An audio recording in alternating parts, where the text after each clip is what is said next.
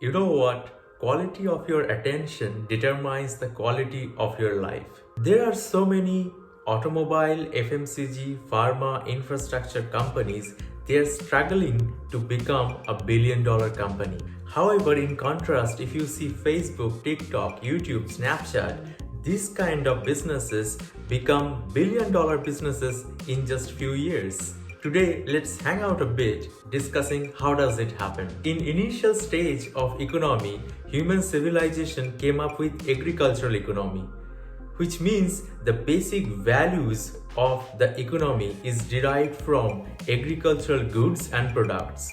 Later on, through the Industrial Revolution, we entered into an industrial economy. Later, with the consistent development of technology, we entered into a digital economy. In this evolution of economic developments, digital economy led us to the attention economy. The term attention economy is coined by psychologist, economist, Nobel Laureate Herbert A. Well, what is it exactly? Before I explain it to you, please take a deep breath. If you want, you can pause this video and take a deep breath and play this video. Did you do that? Or did you even think of doing it? Either ways, a video that you are watching on a piece of a glass can make you do something or can provoke your thoughts to do something. Please don't get me wrong, but this is the idea, the whole concept of attention economy is originated from. Nowadays, no matter it is television news, ad videos, songs, or even your government needs your attention to influence your thoughts and your activities. Your attention is more valuable than your money because it is high in demand and the supply is controlled only by you. Everyone needs your attention as through gaining and holding it, anything and anyone can influence and manipulate your thoughts and behaviors. For example, by gaining your attention, businesses can make you buy products from them, politicians can make you vote for them, or so-called religious leaders can make you a part of their community. Your attention can be used negatively and positively as well. And this is why attention became the fundamental currency of today's economy. In present days, we are bombarded with countless information. From social media to news sources, it is difficult for any one of them to truly captivate your attention. Social media platforms have taken the advantage of it by designing an addictive and interactive user interface to keep us hooked on our screens while collecting the information about our preferences and sell that data to the advertisers and to the potential sellers. Amazon found only 100 milliseconds of latency in opening Amazon website can cost them 1% of sales, which is accounted as $1.6 billion per year. So in a situation where we became so distracted, gaining and holding our attention to provoke our thoughts and behaviors became the target by many business models. And this is how social media platforms like Facebook, YouTube, Instagram, or TikTok become billion-dollar business comparatively faster than other business models. This phenomena became so evident during COVID-19 outbreak as people became so dependent on their screens from their work to entertainment. But of course, we cannot only demonize the social media platforms as we cannot deny the benefits technology together with the social media brought to us. According to Professor of Psychology Timothy Wilson, human brain can receive 11 million bits of information per second. However, it can process only 40 of them, meaning we have a limited attentional space that demands focus. Our attentional space is quite like the RAM of our mobile phone or computer. The more it is, it gives you better and smoother user experience. Similarly, if we need to process more information, we need more focus. So now the real question is, how can we become more responsible consumers in an economy that commodifies our attention? A straightforward answer to that question would be simply by increasing our attentional time span. Now, the follow-up question would be how?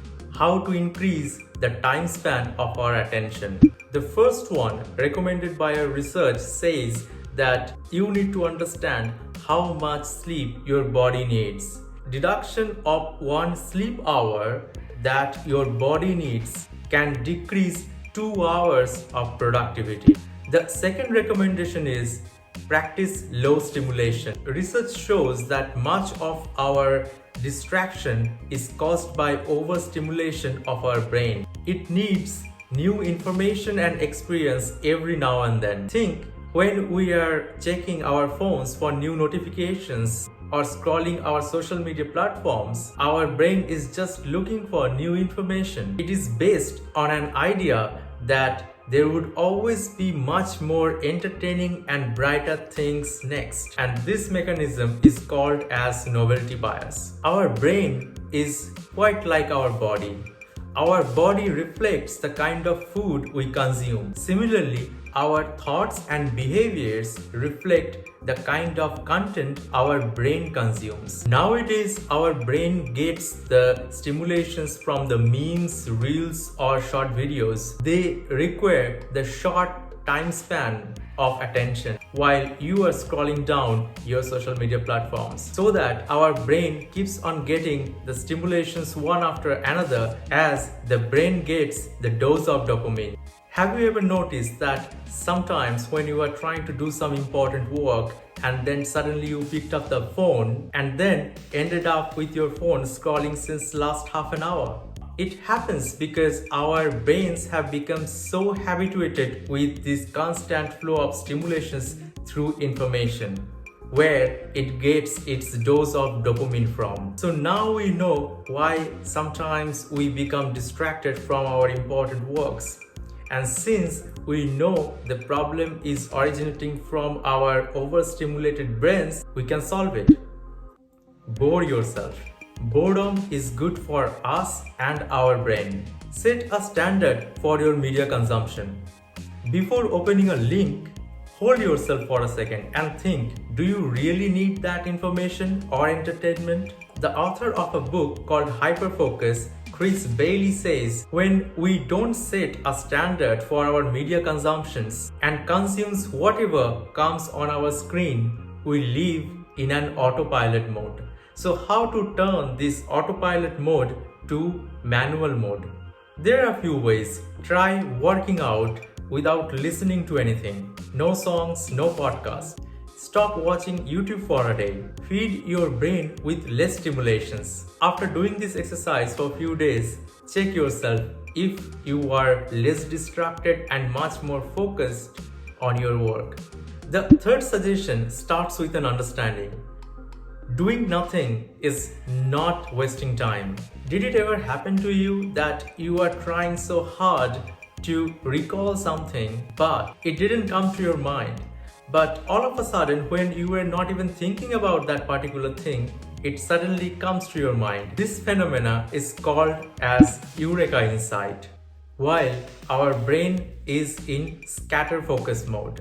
Scatter focus is opposite to hyperfocus. Think, Isaac Newton also got the first idea of gravitational force when he was resting under a tree, meaning mindless activity is also significant once in a day. It can be doing household works or doing a meditation. The moment of scatter focus gives our brain the time to connect the dots of the bits of the information already exist in our brain without getting more new stimulations. So coming back to our original idea, our attention shapes our life. An overstimulated brain can give us distraction, while a less stimulated brain can give us productivity, focus, and ideas. So let me know how did you like this episode, and we'll be meeting in our next one. And thank you so much for being here today.